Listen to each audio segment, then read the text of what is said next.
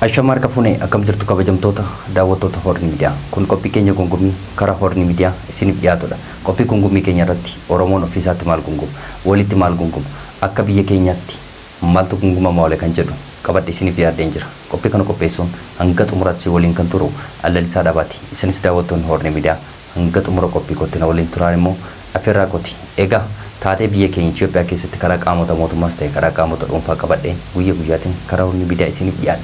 Isinis yaadaaf qeeqa qabdan koomentii jalatti barreessuu ni dandeessu. Miidiyaa kana like, subscribe gochuun immoo nu waliin hojjedhaan dhaamsa kooti. Egaa qabxii ko tokkoffaa yookaan gungummii ko tokkoffaa keessumaa guyyaa har'aa paarlaamaan Itoophiyaa walgahii garaagaraa walgahii taasisee kana keessatti qabxiilee garaagaraa raggaasisee jira jechuudha. Gara qabxii kootti yookaan gara gungummii kootti otoo hin darbiin keessumaa biyya keenya Itoophiyaa keessa kan hoogganaa jiru yeroo ammaa muummeen ministeera Itoophiyaa waggaa torbaffaa isaanii guutanii jiru jechuudha. Kanaaf bakkeewwan garaagaraatti qorumsi garaagaraa akkasumas immoo wal dhabdeen garaagaraa karaa sabootaaf akkasumas immoo karaa qaamota garaagaraatiin wal waraansi guddaan waggoota torbaaf otuma jiraataa ture waggaa torba guutee jira muummee ministeera Itoophiyaa yookaan paartiin badhaadhinaa jechuudha.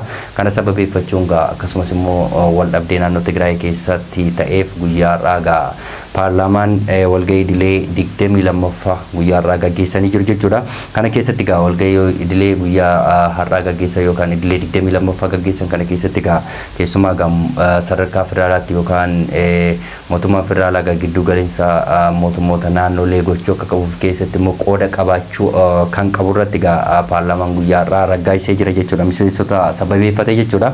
Kana keessatti keessumaa Tigraay keessatti wal dhabdeen yookaan mootummaa yeroo ta'anii kan filaman obbo Geetaachoo Raddaa sababeeffachuuf akkasumas immoo naannolee tokko tokko Amaaraa fi Oromiyaa dabalatee gaaffileen garaagaraa guyyaa har'aa ka'ee jira karaa miseensotaa jechuudha.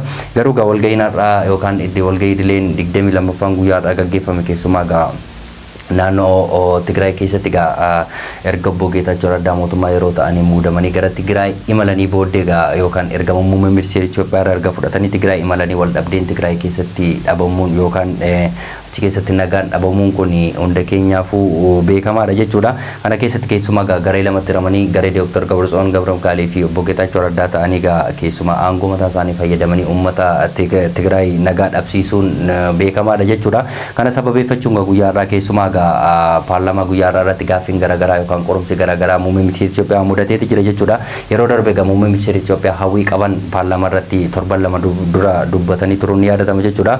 Akkaataa sadarkaa mootummaa federaalaa giddu galeessa yookaan immoo qooda sadarkaa naannoleetti yookaan immoo sadarkaa Oromiyaa akkasumas Amaaraa fi Tigraay keessatti muummee ministeera Itoophiyaa aangoo qabachuu fi keessatti qooda qabaachuu akka qaban yeroo darbe dubbatanii turuun ni yaadatama jechuudha. Guyyaa har'aa keessumaa waa'ee Tigraay irratti ragga'ee jira yookaan jalqabee jira jechuudha.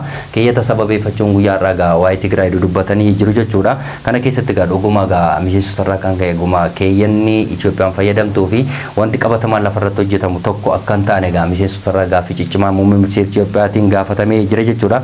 Gama Tigraayitti yeroo darbu Tigraay keessatti rakkoo hamaa ammas hanga guyyaa har'aatti furamuu hin dandeenye jechuudha. Geemii isaan keessumaa obbo Geetaachoo Raddaa fi Dr. Gabirexiyon Gabramkaal waggoota 27 dura hojjechaa turan ammas geemii isaanii gara muummee ministeera Itoophiyaatti waan deebi'ee fakkaata.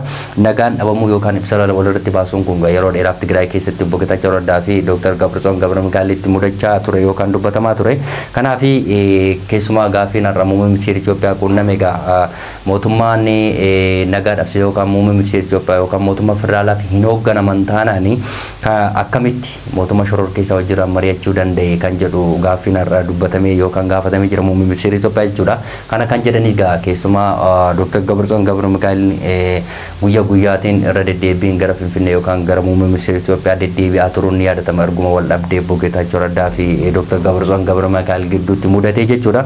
Kanaaf mootummaa federaalaa hin hoogganaman taanaa yookaan immoo muummee ministeera Itoophiyaa jalatti hin bulan taanaan akkamitti muummee ministeera Itoophiyaa shororkeessota wajjin mari'achuu danda'e kan jedhu guyyaa har'aa miseensota irraa ka'ee jira jechuudha. Kanaaf Dr. Gabirexiyon Gabramkaaliitiin miseensonni paarlaamaa guyyaa har'aa akka inni shororkeessaa ta'ee fi yookaan immoo akka inni muummee ministeera Itoophiyaa yookaan immoo mootummaa federaalaaf hin hoogganamne tokkotti kaasanii jiru jechuudha. Kanaaf keessumaa manni maree yookaan immoo paarlaamaan guyyaa har'aa kan inni taa'ame sababii kanaaf haa ta'u malee keessumaa mootummaa federaalaa naannolee keessa galuu akka hin dandeenye yookaan galuu hin danda'u yookaan yeroo jalqabaaf kan ragga'ame taanaani waggoota lamaaf gaa obbo Geetaachoo Raddaa akkamittiin ergama fudhatanii yookaan immoo mootummaa yeroo ta'anii Tigraayitti imalanii kan jedhu kun egaa hunduma keenyaaf gaaffiidha. Kanaaf gama miseensotaatiinis kan ka'e wanti har'aa miseensotarraa gaaffii cimaan ka'eera jedhamee yaadamu keessumaa shoror keessa akka warri Tigraay yookaan immoo Dr. Gabirexiyon Gabrumkaal shoror keessa akka ta'ee fi mootummaa federaalaaf akka hoogganamee fi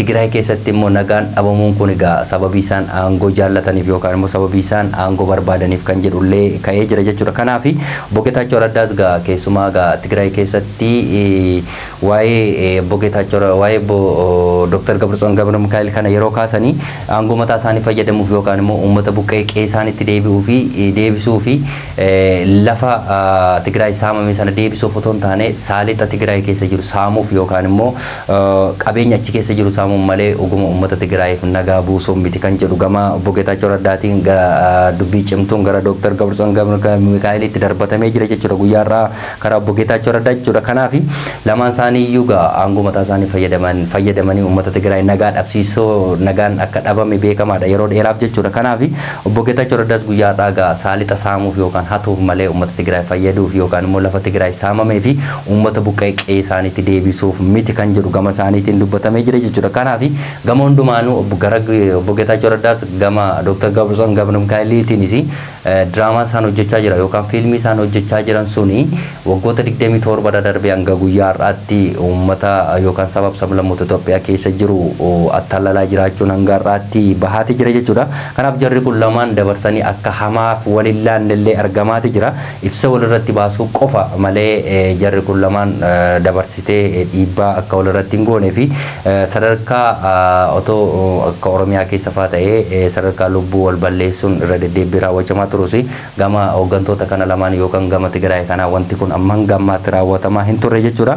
Kanaaf gaa fiilmii isaan hojjetan ammas uummata Tigraay miidha malee uummata Tigraay bu'aa buusuu akka hin dandeenye dubbatamaati jira gama miseensota paarlaamaa guyyaa har'aatiin. Kanaaf yeroo darbarraa kaasee gama muummee ministeera Itoophiyaa gidduu galiinsa gochuu akka qabullee paarlaamaa irratti kaasee ture jechuudha. Kanaaf guyyaa har'aa ragga'eeti jira jechuudha waan kuni. Kanaaf paarlaamaan guyyaa har'aa yookaan miseensonni achirratti argamanis raggaasanii jiru jechuudha. Kanaaf Tigraay keessatti gaa rakkoo guddaan akkuma muummee ministeera Itoophiyaa kaasaa turan gaa bu'uuraalee misoomaa dabalatee boba'aa fi akkasumas immoo ibsaan akka irraa citullee dubbatamaa turus amma hanga guyyaa har'aatti gaa keessumaa Tigraay waggaa itti aanuuf yookaan waggoota tokkoof aangoo isaanii bara dheerate kana keessatti obbo Geetaachoo Raddaa bushamoo nama biraatu filamee Tigraay busha kan jedhu hanga guyyaa har'aatti yookaan paarlaamaa guyyaa har'aatiin adda hin baane. Kanaaf gaa gara fuulduraatti ibsa muummee ministeera Itoophiyaatiin adda waan bahu fakkaata jechuudha.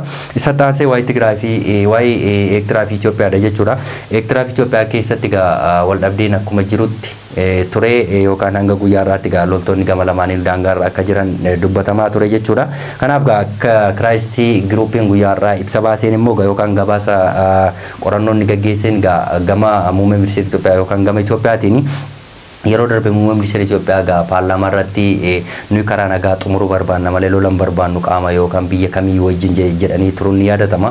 Waan kun immoo soba waan fakkaatudha jechuudha. Kanaaf gaa Kiraayistii Giruupiin akka jedhetti gaa opereeshinii guddaan gama Itoophiyaatiin gaggeeffamaa akka jiruu fi Itoophiyaan asabdeeffachuuf aarsaa guddaa kaffaluuf akka jirtullee dubbateeti jira yookaan qorannoo sana kana keessatti gaggeessetti jira jechuudha. Kanaaf qondaaltonni waraanaa kan Itoophiyaa ta'an opereeshinii daangaa Eertiraa irratti gaggeessaa akka jiraniif qorachaa akka jiranii fi lolaaf qophii xumuraa akka jiranii fi lafa asab sana yookaan immoo hulaa galaanaa Itoophiyaan argachuuf akka jirtu sana qorannoo isaa kana keessatti ibseeti jira jechuudha. Kanaaf sodaa guddaan akka jirullee yookaan Itoophiyaa fi Eertiraan sadarkaa duriirra sadarkaa hammaataarra akka jiran hanga guyyaa har'aatti Kiraayistii Giruupiin gabaaseeti jira jechuudha. Kanaaf wal dhabdeen gidduu isaanii jiru hammaachaa akka jirullee argamaati jira. Kanaaf gara Dabarexiyooniitiinis keessumaa gidduu isaanii lola yookaan giruupii kadhatanii namoota garaagaraa akkasumas Eertiraa dabalatee Itoophiyaa irratti dhiibbaa gaggeessuuf akka jiranis aggaammiin dubbatamaa jiru argamaati jira jechuudha. Kanaaf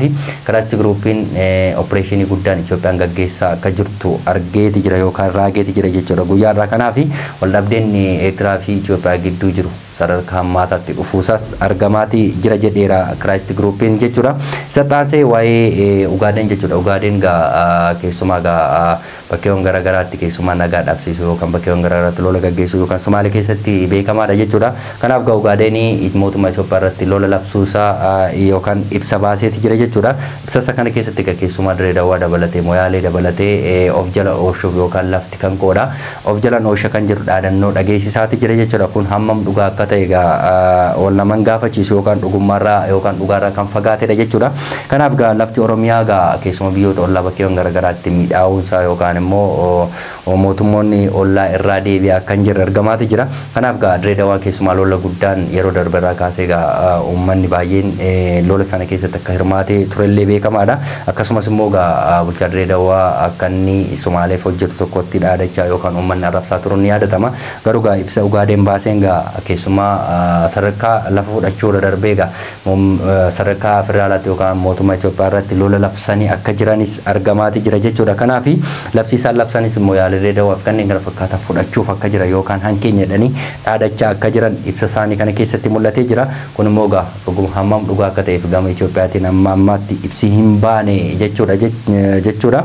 Kanaaf gaa gummii koo kana keessatti gaa paarlaamaa guyyaa irraa kana keessatti yookaan immoo Abiy Ahmed waggaa torba Itoophiyaa bulchuusaa fi akkasumas immoo keessumaa gidduu galiinsa federaalaatti yookaan mootummaa federaalaa naannolee keessatti sadarkaa kamii akka gochuu qabuu fi akkasumas immoo nama tokko aangoo qabsiisuuf nama tokko immoo aangoo isaa dheeressuu fi akkasumas immoo nama mootummoota achi keessatti sadarkaa rakkoo qabanitti akkamitti akka furuu danda'u irratti guyyaa har'aa paarlaamaa keessatti raggaasiseeti jira jechuudha. Kanaaf gaa labsiin yookaan immoo wanti har'a ragga'e kun karaa muummee Itoophiyaa miseensota irratti kan hirmaatame kun hammam dhugaadha keeyyan Itoophiyaaf har'a dubbifame yookaan paarlaamaa guyyaa har'aa irratti dubbifame kun dhuguma lafa qabatee Itoophiyaa keessatti hojjete Itoophiyaa keessatti nagaan bu'aa kan jedhu kun hunduma keenyaafuu gaaffiidha. Akkasumas Christ Groupiin guyyaa har'aa gaa Itoophiyaa fi Eertiraan lola guddaaf deemuuf akka jiranii fi Itoophiyaan immoo opereeshinii guddaa gaggeessaa akka jirtu keessumaa asab of jala oolchachuuf akka jirtu fuula galaanaa argachuuf akka jirtu waarsaa guddaa kaffalaa akka jirtu guyyaa irraa Christ Groupiin gabaasa jira. Dhumarratti gaa Ugaaden mootummaa Itoophiyaa irratti lola labsuuf akka jiru yookaan immoo ibsa guyyaa irratti dubbateeti jira. Egaa kabajamtoota daawwattoota Horni Miidiyaa qophiin gummii koo guyyaa irraaf qabadhe kanan gammaatti daawwattoota ture qophii kana qopheessuun si waliin kan ture Allalisaa Dhaabaati. Qophii gummii biraan hanga walitti deemtu immoo qophiilee Horni Miidiyaaf waliin turtii gaarii qabaadha.